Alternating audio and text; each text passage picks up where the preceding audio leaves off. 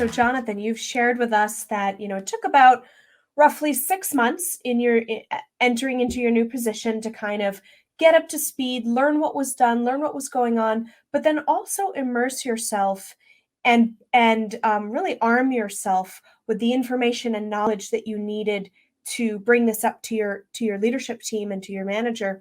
And then roughly another 6 months from there to really make that shift in your marketing and make that shift in the output with your team and collaborating with other teams.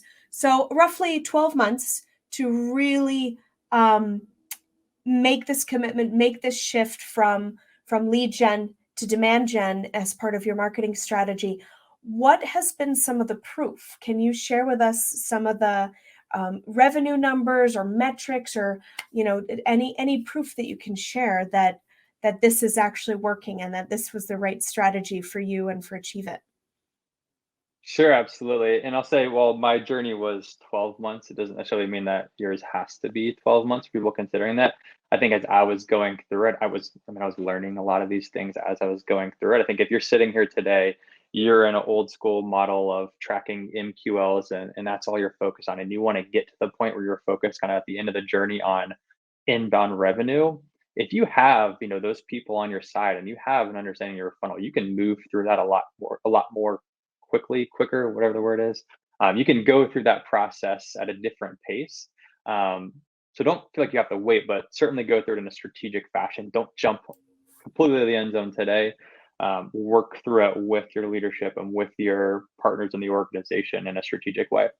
But as for the proof side of it goes, so the immediate place we saw it was in the actual number of hand raises that we were getting. So just by having some consistency and casting that wider net and beginning to optimize those programs, I'd say within by the end of 2020, even earlier, we were about, say 6 to 9 months of being committed to that. We were seeing about a 50% increase in our SQLs by being out there more, by giving people the sort of content they needed on our website and where they need to go. We were seeing about a 50% increase in SQLs. But for us, we still never knew what is that going to turn out to in revenue. Like in the back of my mind, I really hoped I said, I understand my funnel. I'm pretty confident by increasing the SQLs by 50%, we're going to see a subsequent increase and, further down the pipeline and ultimately in revenue. So at where we're at right now, we actually don't have as good of a SQL to opportunity conversion as I hoped. So, that was something that, hey, we missed based on previous years, but the better thing is that of those opportunities that are happening, we're converting them into closed won revenue at a higher percentage, right? So again, understanding those aspects of the funnels, and we've been able to boost, our opportunity close rate by about 25%. So that's a positive increase. Our average sales cycle is much less than we anticipated. Our average sales price is up by about 30% from the previous year and is at our highest of any year in company history. And so ultimately that's led us to the point where through the first half of this year, again, we're a little bit of a month over that right now, but through the first half, through the end of June, we're at the highest full year total that we have been in company history.